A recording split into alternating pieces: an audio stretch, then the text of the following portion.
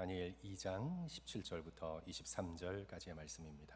이에 다니엘이 자기 집으로 돌아가서 그 친구 하냐나와 미사엘과 아사랴에게 그 일을 알리고 하늘에 계신 하나님이 이 은밀한 일에 대하여 불쌍히 여기사 다니엘과 친구들이 바벨론의 다른 지혜자들과 함께 죽임을 당하지 않게 하시기를 그들로 하여금 구하게 하니라.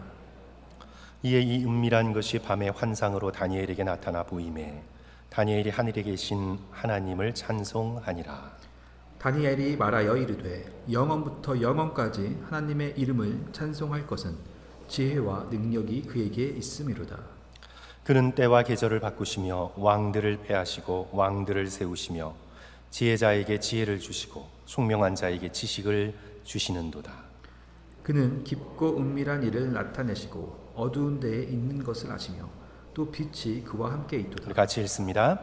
나의 조상들의 하나님이여, 주께서 이제 내게 지혜와 능력을 주시고 우리가 주께 구한 것을 내게 알게 하셨사오니 내가 주께 감사하고 주를 찬양하나이다. 곧 주께서 왕의 그 일을 내게 보이셨나이다 하니라. 아멘. 한국에 계신 저희 장모님께서 저희 유머 감각을 증진시키라고 이야기를 보내주셨는데요. 유머니까 상처받지 말고 들으시기 바랍니다. 아들은 도대체 누구인가? 낳을 때는 일촌이고 대학 가면 사촌, 장가 가면 사돈의 팔촌, 그리고 또 애 낳으면 동포고 이민 가면 해외 동포, 그리고 잘난 아들은 나라의 아들, 돈 잘 버는 아들은 사돈의 아들, 빚진 아들은 내 아들. 그렇죠? 너무 잘하시는 것 같아요. 우리 자녀들은 누구인가? 자녀들은 누구일까요? 장가간 아들은 큰 도둑, 시집간 딸은 이쁜 도둑, 며느리는 좀 도둑, 손자들은 떼강도. 손자들이 떼강도라는 게 정말 재밌네요. 남편은 누구인가요? 집에 두면 근심 덩어리, 데리고 나가면 짐 덩어리, 마주 앉으면 원수 덩어리, 혼자 내보내면 사고 덩어리, 며느리에게 맡기면 구박 덩어리. 남편들은 덩어리입니다. 엄마의 일생은 어떤가요? 엄마의 일생. 아들을 둘 둔 엄마는 이 집 저 집 떠밀려 다니다가 노상에서 죽고, 딸 둘 둔 엄마는 해외여행 다니다 외국에서 죽고, 딸 하나 둔 엄마는 딸네 집 싱크대 밑에서 죽고, 아들 하나 둔 엄마는 시험에 들 것 같아서 제가 더 이상 말씀드리지 않겠습니다. 아니, 못 말하겠어요. 시험에 드세요. 그래서 정말 알고 싶으시면 인터넷을 찾아보시기 바랍니다. 성도 여러분, 우리의 희로애락은 우리 인간관계 가운데 있습니다. 우리가 사람과 사람이 관계를 맺기 때문에 그 속에서 희로애락이 생기는 것입니다. 사람과의 관계 가운데서 특별히 가족관계가 그렇습니다. 우리들의 가족관계에는 씁쓸함도 있고 쓸쓸함도 있습니다. 하지만 동시에 넘치는 사랑과 기쁨이 있습니다. 관계가 없다면 우리는 슬픔도 느끼지 않겠지만 동시에 기쁨도 느낄 수가 없습니다. 그래서 추수감사절을 맞아서 제일 감사한 것이 무엇이냐고 물으면 우리 크리스찬이든 넌 크리스찬이든 가장 많은 대답은 가족입니다. 가족 때문에 감사하다. 가족이 있어서 정말 감사하다. 부모님이 계시고 배우자가 있고 자녀가 있고 형제 자매가 있어서 정말 감사하다. 하지만 성도 여러분, 우리 믿는 자들은 한 걸음 더 나가야 합니다. 우리의 궁극적인 감사의 대상은 바로 하늘 아버지 되신 하나님이십니다. 우리의 감사 제목이 가족에게만 머물면, 그 가족이 기대에 미치지 못할 때, 아픔을 줄 때, 아니 사라져서 존재하지 않게 될 때 우리는 인생을 씁쓸하고 쓸쓸하게 마감할 수밖에 없습니다. 하지만 우리의 궁극적인 감사의 이유가 하나님이 될 때 우리는 언제나 감사할 수 있습니다. 하늘이 무너지고 땅이 흔들려도 하나님은 여전히 하나님이시고, 바로 그 하나님께서 우리를 지극히 사랑하셔서 예수 그리스도의 십자가를 통해 우리를 자녀 삼아 주신 우리의 변함없는 하늘 아버지이시기에 우리는 이 땅 가운데에서 어떤 환경 가운데에서도 우리의 인간관계와 가족관계가 무너지는 가운데에서도 우리는 하나님을 향한 감사의 찬송을 올려드릴 수 있는 것입니다. 우리는 지난주부터 다니엘이 살아낸 복음이라는 주제로 우리가 다니엘서를 한 장 한 장씩 우리 성도들과 함께 살펴보고 있는 중인데요. 오늘 이 2장의 말씀 가운데 다니엘이 감사하는 장면이 나오는 것을 보게 됩니다. 23절의 말씀입니다. 우리 23절 우리 다시 한번 다 같이 보겠습니다. 나의 조상들의 하나님이여, 주께서 이제 내게 지혜와 능력을 주시고 우리가 주께 구한 것을 내게 알게 하셨사오니 내가 주께 감사하고 주를 찬양하나이다. 곧 주께서 왕의 그 일을 내게 보이셨나이다 하니라. 내가 주께 감사하고 주를 찬양하나이다. 저는 오늘 추수감사주의를 맞아서 우리가 감사해야 할 이유와 그 감사의 비결에 대하여 우리 성도들과 함께 이 아침에 말씀을 나누고자 합니다. 우선 감사의 이유입니다. 다니엘서 2장의 사건은 이렇습니다. 바벨론 왕 느부갓네살이 꿈을 꾸었습니다. 그 꿈을 꾸고는 몹시 괴로웠습니다. 2장 1절의 말씀입니다. 느부갓네살이 다스린 지 2년 되는 해에 느부갓네살이 꿈을 꾸고 그로 말미암아 마음이 번민하여 잠을 이루지 못하니라. 꾼 꿈으로 인해서 마음이 번민하고 산란하고 걱정이 되어서 잠을 도무지 잘 수가 없었습니다. 사랑하는 성도 여러분, 아무리 세상 최고의 권력자라도, 아무리 이 세상의 모든 부귀와 영화를 다 가지고 있다고 여겨지는 사람이라 할지라도 성도 여러분, 결코 참된 안식을 누릴 수는 없습니다. 그것으로 결코 참된 평화를 누릴 수가 없습니다. 왜냐하면 곧 그것을 잃어버리게 될 것이기 때문입니다. 그래서 절대 권력자들은 늘 불안에 떨며 삽니다. 많이 가졌으면 그것을 더 많이 잃어버릴 것을 알기 때문에 늘 불안과 공포 가운데서 참 평안을 모르고 인생을 살게 되지요. 누가 자기를 암살할까 봐, 그것을 빼앗을까 봐, 심지어는 아내와 자녀들까지 의심합니다. 소련의 독재자인 스탈린, 그는 자기 아내를 총으로 쏘아서 죽였습니다. 자기 주치의를 의심해서 살해했습니다. 별장에 똑같은 방 4개를 만들어서 자기가 어디에 있는지 아무도 알지 못하게 했습니다. 극심한 불안과 공포 속에서 그는 일생을 살았습니다. 결코 세상의 권력으로 우리는 평안을 살 수가 없습니다. 성도 여러분, 독재자들뿐만 아니라 우리 인생이 다 그렇습니다. 저는 우리 인간을, 우리 공포소설을 많이 지은 에드가 알렌 포의 비유대로, 저는 그 비유가 참 적실하다고 생각하는데요. 그 비유대로 우리 모든 인간은 사형을 선고받은 사형수이다. 사형을 선고받은 사형수이다. 언제 그 형이 집행될지 알지 못하기 때문에 언제나 불안과 공포 가운데 살아가는 것이 인간의 본질이다. 타락한 인간의 본질이라고 그가 통찰했던 것이지요. 그래서 발자국 소리만 크게 들려도 혹시 오늘이 그날인가? 우리가 그렇지 않습니까, 성도 여러분? 내 몸에 조그만 이상 신호만 있어도 혹시 오늘이 그날일까? 우리는 마음속 깊숙한 곳에 불안을 감지하게 됩니다.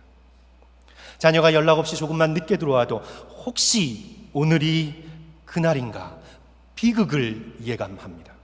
언젠가는 반드시 이루어질 비극을 오늘 예감하면서 우리는 불안과 두려움 속에서 인생을 살아가는 것입니다. 사랑하는 성도 여러분, 결코 이 세상의 것으로는 우리는 결코 평안을 얻을 수가 없습니다. 이 세상의 물질과 이 세상의 명예와 사람들의 값싼 동정을 내 마음속에 아무리 채워봐도 이 세상의 것들로는 결코 평안할 수가 없습니다. 평안은 세상을 뛰어넘는, 이 세상을 초월해 있는 것에서부터 선물로 주어져야 합니다. 예수께서 말씀하셨습니다. 요한복음 14장 27절, 평안을 너희에게 주노니 곧 나의 평안을 내게 주노라. 내가 너희에게 주는 것은 세상이 주는 것과 같지 아니하니라. 너희는 마음에 근심하지도 말고 두려워하지도 말라. 참된 평안은 세상 저 밖에서 세상보다 크신 창조주 되시는 하나님에게서 오늘 우리에게 선물로 주어지는 것입니다. 그런데 느부갓네살 왕은 그 평안을 사람에게서 구합니다. 바벨론의 지혜자들과 점성술사들을 들들 볶아내면서 그 평안을 내게 내놓으라고 요청합니다. 내가 이런 꿈을 꾸었는데 내 꿈을 풀이하라가 아니라 내가 무슨 꿈을 꾸었는지부터 맞추고 그 다음에 해석을 내놓아라. 평소에 술사들의 해석이 마음에 들지 않았습니다. 자신을 속인다고 생각했습니다. 진리를 말한다고 생각지 않았습니다. 그래서 내가 무슨 꿈을 꾸었는지부터 마치고 그 다음에 해석을 내놓아라. 인간이 할 수 없는 일을 요구합니다. 왕이여 먼저 꿈의 내용을 말하소서. 그리하면 우리가 해석을 내놓겠나이다 해도 막무가내입니다. 꿈을 맞추지 못하면 다 죽을 것이라 협박합니다. 술사들이 탄원합니다. 11절 왕께서 물으신 것은 어려운 일이라. 육체와 함께 살지 아니하는 신들 외에는 왕 앞에 그것을 보일 자가 없나이다. 인간은 할 수 없다는 말이지요. 화가 난 느부갓네살이 다 죽이라고 명령합니다. 다니엘과 세 친구도 지혜자의 무리 가운데 있었기 때문에 몰살당할 위기에 처하게 된 것입니다. 그런데 성도 여러분, 오늘 본문의 말씀을 보시면 놀라운 일이 벌어집니다.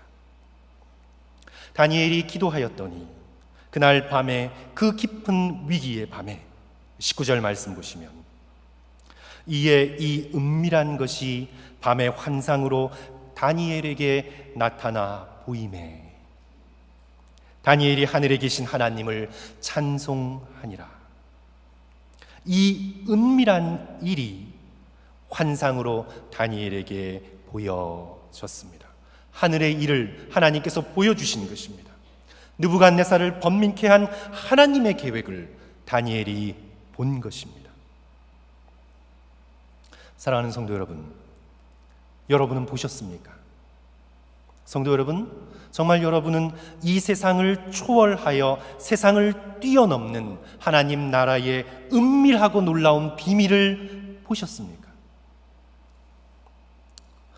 우리가 주변을 돌아보면 이 세상이 전부인 것처럼 살아가는 수많은 사람들을 만나게 되지요. 내가 금수저를 물고 태어났는가, 은수저를 물고 태어났는가, 흙수저를 물고 태어났는가, 자신의 과거의 신세를 한탄하면서, 신세를 과거로 돌리면서 더 큰 인생의 파이 조각을 얻기 위해 물불 가리지 않고 달려가고, 그리하여 내가 뒤떨어졌다 생각하면 낙담하고 좌절하고, 앞서갔다 생각하면 교만하고 오만한, 우리는 이 세상의 우물이 전부라고 생각하며 그 안에 갇혀 사는 수많은 사람들을 우리는 목격하게 됩니다. 하지만 우리 믿는 사람들은 보았습니다. 예수 그리스도의 십자가의 은혜를 통하여 하나님께서 계획하고 계시는 놀라운 일들을 우리는 보았습니다.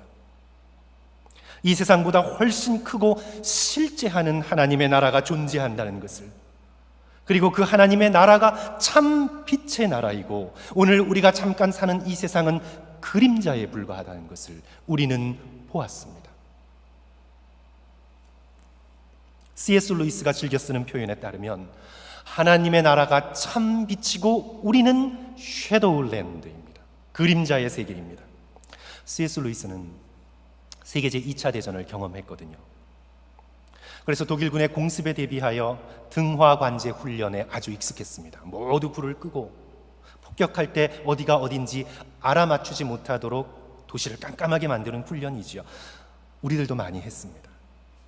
그때 그가 런던의 골목길을 걸은 적이 있었는데 칠흑같이 캄캄합니다.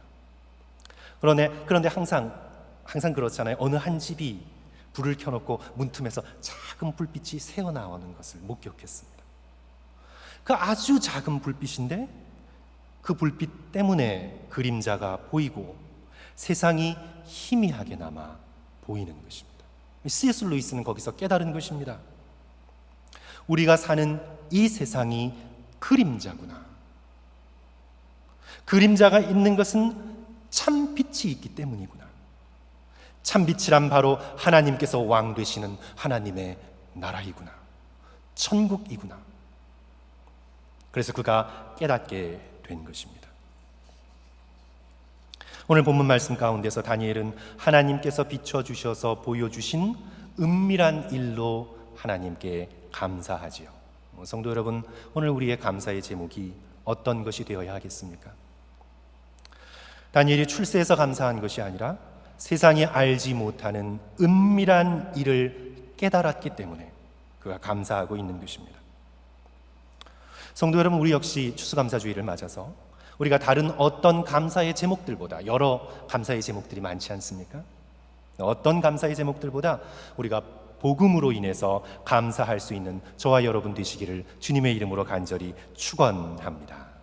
내게 복음을 깨닫게 해주신 하나님, 십자가의 사랑을 알게 하신 그 은혜, 그림자 같은 이 세상을 초월하여 하나님의 나라를 소망할 수 있도록 나에게 빛을 비춰주신 그 하나님의 놀라운 은혜, 이 복음을 내게 보여주시고 알게 해주신 것으로 인해 우리는 감사드려야 하겠습니다. 느부갓네살 왕이 꾼 그 꿈, 다니엘이 환상으로 보아 알게 된 그 내용이 우리가 읽지 않았지만 2장 31절 이하에 쭉 나오지요. 머리는 금이고 몸통은 은이고 배 부분은 노시고 종아리와 발은 쇠와 진흙으로 섞여 있는 거대한 신상을 봅니다. 그런데 이 세상에 속하지 않은 큰 돌이 나타나 신상의 종아리 부분을 세게 칩니다. 어떻게 되었을까요? 그 신상이 다 조각 부서져서 온 세상에 거대한 산처럼 쌓이게 됩니다. 이것이 바로 느부갓네살을 번민케 했던 꿈이었고 다니엘이 환상 가운데 보았던 것입니다. 무슨 뜻입니까? 바벨론 제국, 페르시아 제국, 헬라 제국, 로마 제국이 일어날 것이지만 결국에는 하나님의 아들 메시아 예수 그리스도로 인해 그 모든 것이 산산조각나고 결국 이 역사의 한복판에서 하나님의 나라가 도래할 것이라는 것을 보여준 것입니다. 로마 제국의 한복판에서 예수 그리스도를 예표하고 있는 것입니다. 느부갓네살이 깨닫지 못한 꿈, 다니엘이 본 환상은 다름 아닌 예수 그리스도를 통해 이 땅에 온전히 이루어질 하나님의 나라, 곧 복음인 것입니다. 그래서 성도 여러분, 오늘 여기 다니엘이 감사한 것은 하나님의 나라 때문입니다. 복음 때문입니다. 그래서 오늘 우리도 여러 제목으로 감사를 드리되 특별히 우리에게 허락하신 하나님의 나라, 곧 주실 저 빛나는 천국 십자가의 복음으로 인해서 우리가 서로 하나님 앞에 감사할 수 있는 그런 저와 여러분 되시기를 주님의 이름으로 간절히 축원합니다. 그러면 성도 여러분, 감사의 비결이 무엇일까요? 우리가 어떻게 하여야 다니엘처럼 감사하는 사람이 될 수 있을까요? 저는 오늘 본문 말씀에 두 단어를 주목하고 싶습니다. 첫째로 구하다인데요. 구하는 것입니다. 우리는 간절한 기도를 통해서 성도 여러분, 진정한 감사에 이르게 됩니다. 우리 다니엘을 살펴보면 다니엘은 기도하는 사람입니다. 단순히 몇 마디 기도하는 사람이 아니라 간절히 기도하는 사람입니다. 특별히 다니엘은 위기 앞에서 기도하는 사람입니다. 그의 기도는 위기의 때에 빛납니다. 평안할 때보다 위기의 때에 그의 기도는 빛이 납니다. 오늘 본문 말씀 17절과 18절 성도 여러분 다시 한번 보시기 바랍니다. 이에 다니엘이 자기 집으로 돌아가서 친구 하냐나와 미사엘과 아사랴에게 그 일을 알리고 하늘에 계신 하나님이 이 은밀한 일에 대하여 불쌍히 여기사 다니엘과 친구들이 바벨론의 다른 지혜자들과 함께 죽임을 당하지 않게 하시기를 그들로 하여금 구하게 하니라. 혼자만 기도한 것이 아니지요. 함께 구합니다. 기도하는 친구들이 있었습니다. 그리고 이 기도가 감사로 이어집니다. 23절 보시면 나의 조상들의 하나님이여 주께서 이제 내게 지혜와 능력을 주시고 우리가 주께 구한 것을 기도한 것을 내게 알게 하셨사오니 내가 주께 감사하나이다. 기도가 감사로 이어지죠. 다니엘 6장을 보시면 유명한 말씀입니다. 다니엘은 신상에 절하지 않고 하나님을 섬김으로 사자굴에 던질 위기 가운데 처하게 됩니다. 위기 가운데 빛나는 것은 그의 기도였습니다. 6장 10절, 다니엘이 이 조서의 왕의 도장이 찍힌 것을 알고도 자기 집에 돌아가서는 윗방에 올라가 예루살렘으로 향한 창문을 열고 전에 하던 대로 하루 3번씩 무릎을 꿇고 기도하며 그 하나님께 감사하였더라. 또다시 기도가 감사로 이어지지요. 사랑하는 성도 여러분, 인생의 위기 가운데 있다면 바로 지금이 간절히 기도할 때입니다. 하나님께서는 우리의 위기를 사용하셔서 우리로 하여금 간절히 기도하게 하십니다.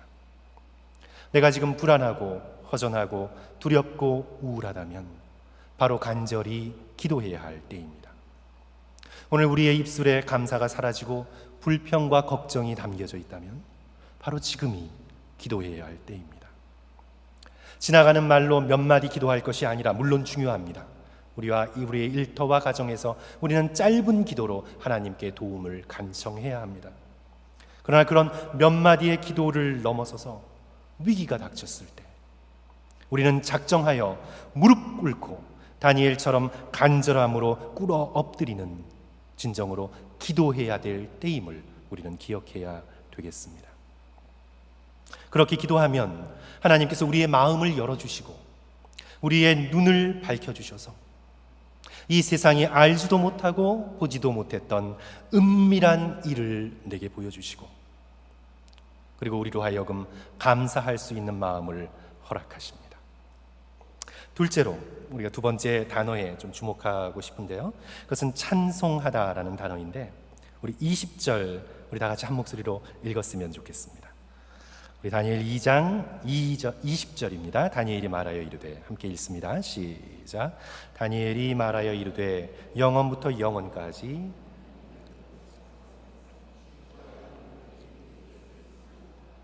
23절 중간 부분도 보시면 내가 주께 감사하고 주를 찬양하나이다. 영원부터 영원까지 하나님의 이름을 찬송할 것은 기도와 감사와 찬양이 서로 뒤엉켜 있죠. 우리는 하나님을 찬양할 때 용기를 얻게 되고 그 용기로 어두운 현실을 뚫고 나갈 능력을 얻게 됩니다. 결국 우리는 견디고 승리하게 하시는 하나님으로 인해 감사하게 됩니다. 뛰어난 개혁주의 설교가인 브라이언 채플이 다니엘 해설서에서 찬양의 능력에 대해서 언급하면서 실직한 가장인 리처드에 대해서 이야기를 하고 있는데요, 그가 직장에서 승승장구했을 때 씀씀이가 해펐습니다. 막 승진하고 연봉도 오르고 그러니까 씀씀이가 해팠어요. 그러다가 경제는 언제나 좋은 것만이 아닙니다. 오를 때가 있으면 항상 내릴 때가 있죠. 어느 날 갑자기 실직하게 됩니다. 직장을 아무리 구하려 해도 그 수준의 직장을 구할 수가 없었습니다. 인생의 위기의 때를 맞은 것이지요. 그 위기의 때에 이 브라이언 채플 목사님을 찾아와서 상담을 하게 되었습니다.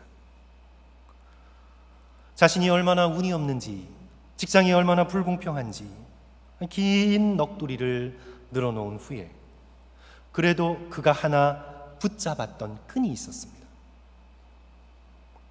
그것은 사랑하는 아내와 아이들이 있으니 어떻게 해서든 견디어 나가야겠습니다, 목사님.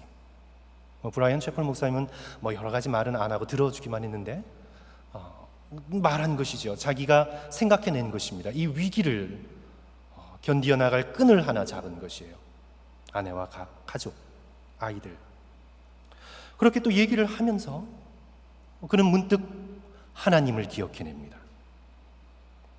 하나님께서 과거 자기에게 어떤 은혜를 베풀어 주셨는지, 하나님께서 베풀어 주신 은혜를 떠올리게 됩니다. 그리고 그 하나님께서 여전히 살아계시고 선하시고 자신을 인도해 가심을 믿게 됩니다.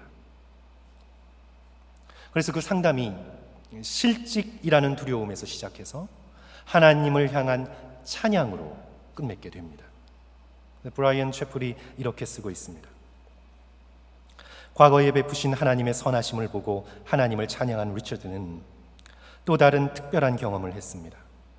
하나님을 찬양한 바로 그 행위로 실직에 맞설 수 있는 용기가 생긴 것입니다. 성도 여러분, 찬양은 용기로 이어집니다. 하나님의 백성은 찬양을 통해 그 대적과 맞서 싸울 수 있는 무장을 하게 됩니다. 찬양할 때 우리 마음의 시선이 하나님의 위대하심에 집중하기 때문에 시련을 더 이상 두려워하지 않게 됩니다. 자신의 환경과 처한 상황을 분석하고 집중하게 되면 두려워하게 되고 걱정하게 되고 염려하게 되는데, 그런데 우리가 찬양을 할 때는 우리의 마음의 시선이 하나님의 위대하심을 바라보기 때문에 더 이상 시련을 두려워하지 않게 됩니다. 하나님을 찬양한다고 시련이 당장 해결되지는 않지만 찬양함으로 마음의 절망은 눈 녹듯 사라질 수 있습니다. 그렇습니다, 성도 여러분. 다니엘은 위기 앞에서 자신의 마음의 시선을 하나님께 두고 하나님을 찬양하기로 결단함으로 인해 그는 절망하지 않습니다. 그는 용기를 얻습니다. 포악한 변덕스러운 느부갓네살 왕 앞에 설 수 있는 용기를 얻게 되고, 금신상에 절하지 않을 수 있는 용기를 얻게 되고, 으르렁거리는 사자를 마주하여 그 앞에 설 수 있는 용기를 찬양의 능력을 통해 얻게 되는 것입니다.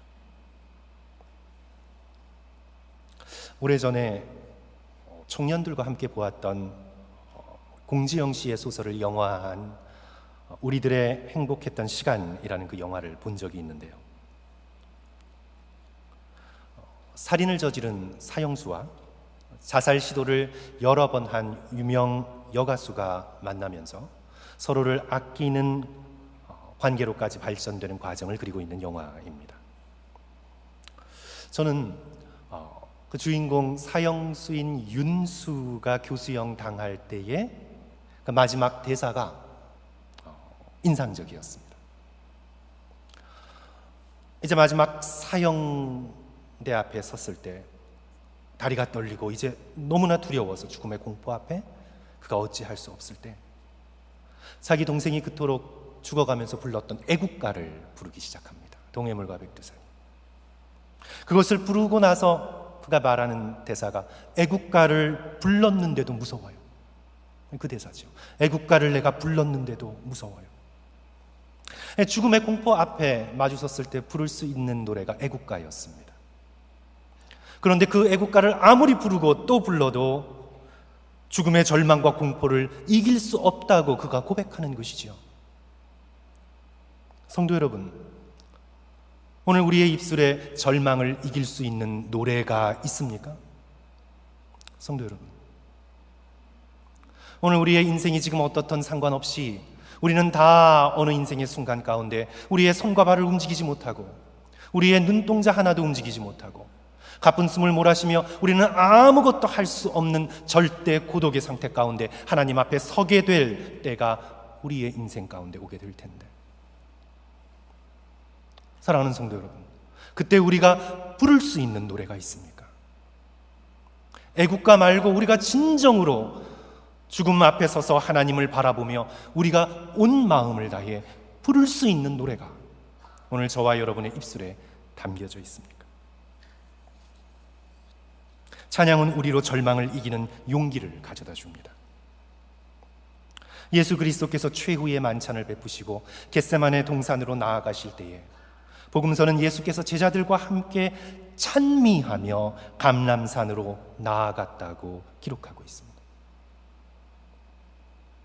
너무나 유명한 사도행전 16장을 보시면 바울과 실라가 심하게 두드려 맞고 그 차가운 감옥에 던져졌을 때 25절 한밤중에 바울과 실라가 기도하고 하나님을 찬송하며 절망의 그 깊은 밤에서 입술을 열어 하나님을 찬송할 때 그 절망을 이길 수 있는 능력을 부여받게 됩니다. 그러므로 사랑하는 성도 여러분, 찬양하십시다. 찬송가나 복음성가로 시시때때로 하나님을 찬양하십시오. 듣기만 하지 마시고 찬양하십시오. 내가 손과 발을 움직일 수 있을 때, 내가 입술을 움직여 소리를 낼 수 있을 때 시시때때로 하나님을 찬양하십시오. 그러면 하나님께서 여러분에게 힘을 주실 것입니다. 절망의 깊은 밤에도 감사할 수밖에 없는 힘을 하나님께서 저와 여러분에게 허락해 주실 것입니다. 사랑하는 성도 여러분, 설교를 정리합니다. 오늘 우리가 추수감사절로 드리는 이 예배 시간에 다른 어떤 것보다도 십자가의 복음을 감사하시는 성도들 되시기를 주님의 이름으로 간절히 축원합니다. 그리고 이 힘들고 거친 길에 간절히 기도함으로, 입을 열어 시시때때로 하나님을 참송함으로 감사가 충만히 넘치는 인생을 살아가시는 저와 성도들 되시기를 간절히 축원합니다. 우리 함께 기도하겠습니다.